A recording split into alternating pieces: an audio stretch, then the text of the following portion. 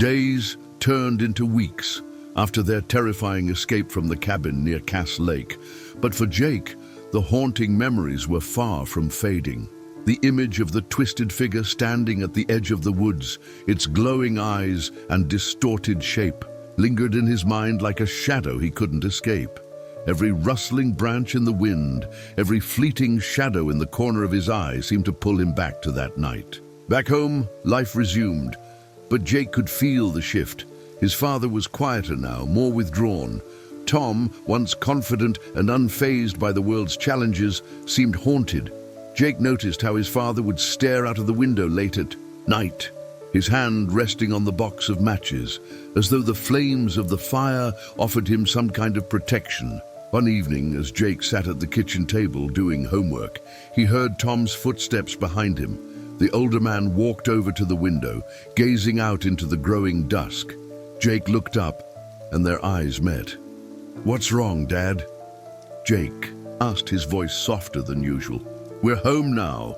You don't need to keep looking over your shoulder." Tom's lips pressed together, his eyes clouded with thoughts he hadn't shared before. After a long moment of silence, he finally spoke.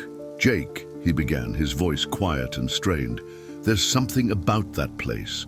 The Wendigo, what we saw, what we heard. It's not just a story. That thing, it was real. And it's still out there, somewhere, watching us." Jake felt a chill run through him. He'd heard his father's warnings during the trip, but now, hearing his words spoken aloud, the fear was undeniable. He stood up, walking over to his father. "But why? Why us? Why me?" Tom's face darkened, and for the first time, Jake saw the weariness in his eyes. "I don't know. Maybe it was the fire we didn't keep burning. Maybe it was the things we disturbed. I'm not sure. But whatever it was, it found us." Jake's mind raced. He remembered the look on the man's face when they drove past him on the road, the way he'd warned them. He hadn't been crazy after all, the way he'd smiled at them in town. There was something ominous in that smile, almost as if he knew what was coming, what had already happened. "What if it follows us?" Jake asked, fear creeping into his voice. Tom nodded slowly, a grim expression settling on his face. "I think it already has."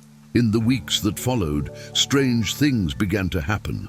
At night, Jake would wake up to the sound of scratching at his window. At first, he thought it was just the wind, but it was too deliberate, too rhythmic. When he would check, there was nothing there, only the stillness of the night, but the sense of being watched never left. One evening, after a long day of work, Tom came home looking exhausted, his face pale. "I don't know how much longer I can take this," he confessed. To Jake, his voice strained. "It's like something is always on the edge of my senses, something just beyond the corner of my eye, and the dreams, they're getting worse." Jake felt his heart skip a beat. He, too, had been having dreams. Nightmares, really. The same twisted figure from the woods, only now it was closer, its eyes glowing brighter, its growl louder. The voice that had called out for help no longer sounded distorted, but full of hunger and rage. "I'm telling you, Dad," Jake said, his voice shaking, "it's not just in our heads, it's real. That thing is still after us." Tom nodded, looking worn out and defeated. "I don't know how to stop it. We should have never gone up there." But it wasn't just regret that gnawed at Tom's soul. It was the understanding that they had unknowingly invited something terrible into their lives. The Wendigo wasn't a creature that could be outrun. It would wait, quietly biding its time, until it struck again. One night, when the air was thick with silence, the house seemed unusually still. The wind outside howled, rattling the windows. Jake and Tom sat in the living room, both staring into the fire, their minds occupied by the same haunting thoughts. That was when the scratching started again, this time louder, more insistent. Jake shot up from his seat, his heart hammering in his chest. "Dad, it's back! I can hear it!" Tom stood, his hand immediately gripping his rifle. "Get the..." Matches. Keep the fire going. We're not letting it near us this time. As the sounds grew louder, like claws dragging against the walls, Tom and Jake moved into the living room, keeping the fire burning strong, the only light in the dark night. They could hear something moving outside, its breath ragged and heavy, as if it was waiting for them to make a move. They weren't sure how much longer they could last. Just then, a low growl pierced the air, chilling them to the bone. The Wendigo was close. "Dad," Jake's voice trembled. "What if we can't stop it? What if it gets in?" Tom's eyes were wide with fear, but his voice remained firm. "We won't let it. We'll keep the fire going. We'll stay strong. And whatever you do, don't open that door." The night seemed endless, the sounds of the Wendigo circling the house, waiting. Each scratch, each growl was a reminder of the creature's relentless hunger and the terror that came with it. By dawn, the creature was gone, leaving only the echoes of its twisted growls and the unsettling silence that followed. Tom and Jake were exhausted, but they knew the danger wasn't over. They couldn't keep running forever, and they couldn't stay in the house with the fear that the Wendigo would return. But for now, they were alive.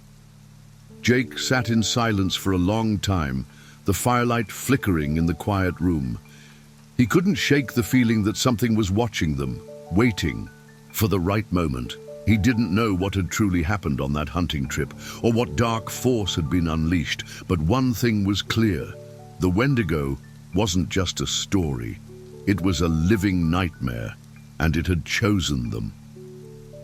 The next day, Tom packed up their things in haste. Without saying a word, he drove them both out of town, away from the place that had once seemed so peaceful. As they left, Jake couldn't help but glance back at the road that led to the cabin. Was it still out there? Was the Wendigo waiting for its next victim? They didn't talk about the trip again after that. The terror they had faced was too real, too visceral to be spoken of.